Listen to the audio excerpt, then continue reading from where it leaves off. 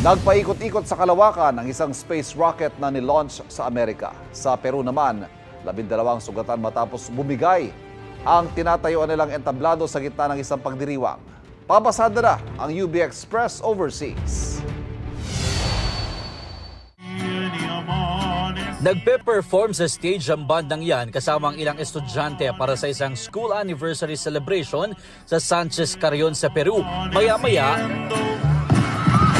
biglang bumigay ang stage. Nahulog ang mga performer kasabay ng sigawan ng audience.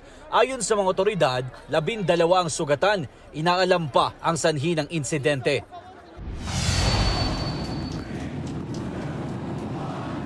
Nagsagawa ng panibagong rocket launch ang SpaceX gamit ang kanilang Starship rocket papunta sa kalawakan. Pero sa kalagitnaan ng pagpapalipad, nagpaikot-ikot ang rocket. Dahil sa insidente, kinansela ang misyon nito na mag-deploy sana ng 8 Mach Starlink satellite sa kalawakan. Ayon sa SpaceX, hindi gumana ang isang mekanismo sa rocket na naging dahilan ng pagkabigo ng misyon. Ito ang unang balita. Jomer Apresto para sa GMA Integrated News. Daang pilgrims na ang nasa Mecca, Saudi Arabia para sa nalalapit na Hajj pilgrimage.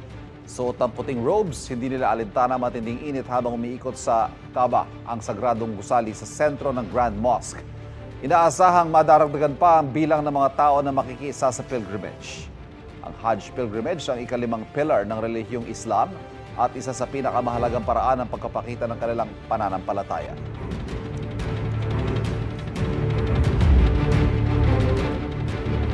Kapuso, huwag magpapahuli sa latest news and updates. Mag-iuna ka sa balita at mag-subscribe sa YouTube channel ng GMA Integrated News.